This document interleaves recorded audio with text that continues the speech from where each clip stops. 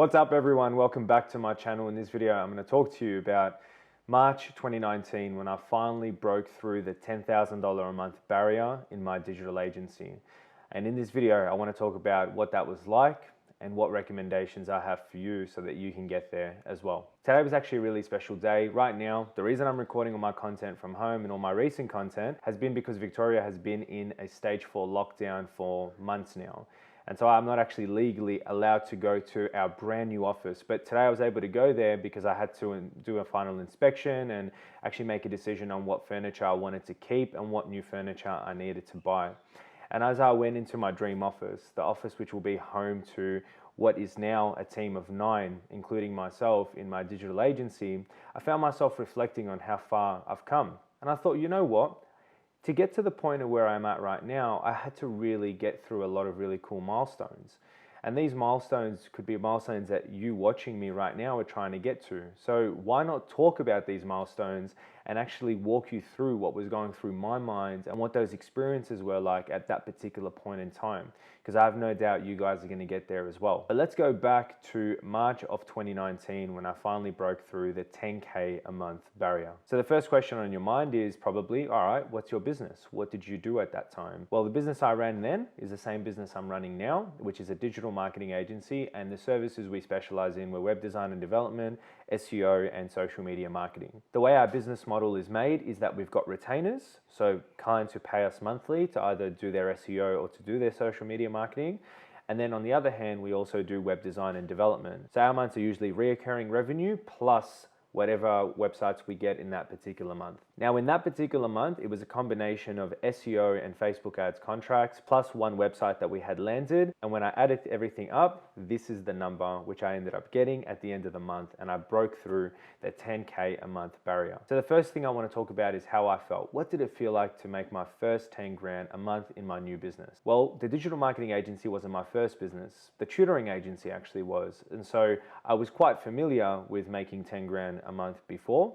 But this time I was like, you know what, this is different. Because in my tutoring agency, I would break through the 10K a month barrier in only specific months in the year. And there would be months where I'd make no money. Whereas in the digital marketing space, when I made 10 grand a month, I could do that for 12 months in the year because it's not seasonal at all. So it actually felt even better making 10 grand a month in my digital marketing agency than it did in my tutoring agency. I also felt extremely proud because I had watched a lot of YouTubers talk about getting to 10 grand a month, and they said that they got there after 6 months, after 12 months, and I was able to do it within 3 months of starting my digital agency. Now, I don't want to set that as a benchmark. I had an advantage, and my advantage was that I had already been in business for 3 years prior to that. So I kind of went into this business knowing exactly what I needed to do, and I've learned so much along the way, but I had my foundation set in place. When I used to look at making 10 grand a month, I used to think that once you get to a point where you're making 10 grand a month, it's pretty incredible. You know, it's a big, big substitute to your salary.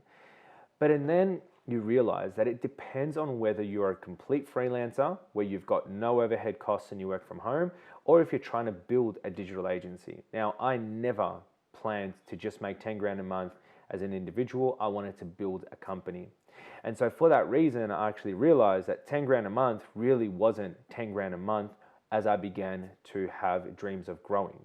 Because then rent came into place, employing staff came into place, and then your agency naturally starts to incur more and more expenses, where at the end of the month, you might have hit that 10 grand a month, but profit-wise, you don't. That's probably one of my biggest takeaways, is that once you get to the point where you're edging on 10 grand a month and more, you're probably gonna have to start hiring staff. You may need to even get an office space. This is probably your opportunity to start using the money that you're making and investing it back into your business so you can continue growing.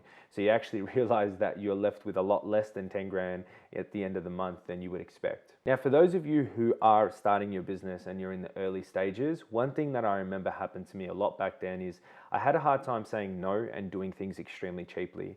I would take on projects for free from my family and friends once everyone found out I was starting a digital agency, and I said, you know what, it's for experience. And people around me would say, hey, just take on and do my website and for experience. And one thing I would recommend is for you to say no to a lot of these projects because they end up taking an enormous amount of your time. And it doesn't just cost you because you didn't make any money completing the website project, but if you've spent 20 hours in a particular month doing a website for free or running a marketing campaign for free, you've also lost 20 hours that you could have put aside to working on a project that was actually paying you. So on the one hand, yes, you definitely want to support your family and friends, but in this circumstance, if you've started a business, it's not your responsibility to support them, it's their responsibility to support your business. And so if they expect you to build a website for them or to take on their marketing, they should be expecting to pay. You may decide to give them a discount, that's fine, but please limit the amount of free love jobs that you do for your friends and family. Now I'm going to talk about what I actually was getting up to during those times and how I was able to get those clients to make that 10 grand a month. Well, I was doing things at that time where I had friends and family make fun of me about it. I had haters comment because my profile was so small, and I may have come off as cringy here and there. But I found a way to hack through the system of landing clients without really going out there and cold reaching to people. And that was to educate the audience that I had and continue to build on my audience. So now you're probably wondering, well, how did you do it? So I'm going to leave you with two main points, two main contributing factors, which I would really put forward and say, this is what helped me get to 10 grand a month in such a short period of time. Number one is I always charged what I was worth. I didn't go in trying to go super duper cheap. I didn't go in trying to get taken advantage of. I didn't negotiate what I was worth.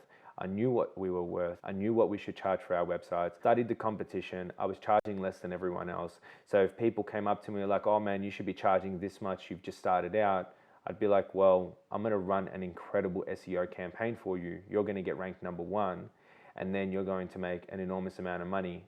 And whatever you're paying me, you're going to end up making a return on investment on. So I think I'm going to stick to charging what I know I'm worth. So by charging what I was worth, I was able to work with some super high quality clients. And I still do that till this day. Secondly, I put myself out there. There is probably not a single better way to market yourself for free than to educate your audience. My recommendation is a combination of posting on Instagram or on LinkedIn and then educating your audience through stories. Your responsibility is to create content every single day. Put out videos, forget about your likes and your comments, and put up stories. Forget about your story replies or how many people are viewing your stories. Just focus on adding value. Educate people about websites, educate people about accounting, educate people about law, educate people about social media, educate people about whatever it is that you offer. Educate and add as much value as you possibly can. It will always end up coming back to you. Because here's what would happen. I'd go on and I'd give a tip about social media marketing, or I'd go on and I'd educate people about SEO.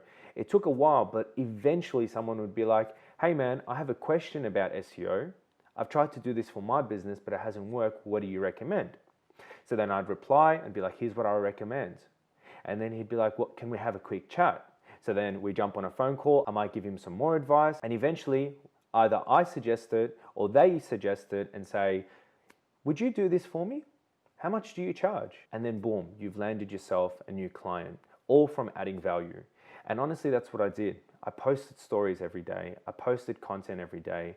And then I had people reaching out to me saying, hey man, I've been watching your content for months now. I've just launched a business, or I've got an existing business, and I'd love to talk to you about your SEO, your social media, your website development services. Can we please jump on a call? I'd jump on a call and I'd land a new client. The way I landed every single one of my clients that helped me get to that 10K mark in a month was through my social media directly. And just one last thing before you go, I learned a big lesson during that time about expenses.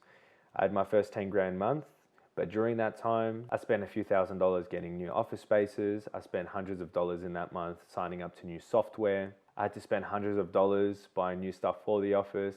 And before you knew it, my profit margin for the month was at less than 50%. So please do me a favor and don't get too caught up on the money. Stop looking at that 10 grand a month as 10K you're going to take and just put into your pocket. Because if you've got the goal to actually grow a successful 7 or 8 figure business, you're going to have to grab a portion of that money and reinvest by hiring people to free up your time so that you can go and work on the business and get new business and new clients. And that's all going to cost you. But the goal is that in a few years' time, you're going to be making 7 figures a year and you're going to have a team to actually look after your operations. Hope you guys enjoyed that video. Now, if you haven't already, be sure to give this video a big thumbs up. It makes a big difference for the YouTube algorithm. It's not paying a lot of attention to me recently, so we're gonna have to nudge it a little bit. And be sure, if you haven't already, to subscribe for more content like this. I'll see you guys in the next one.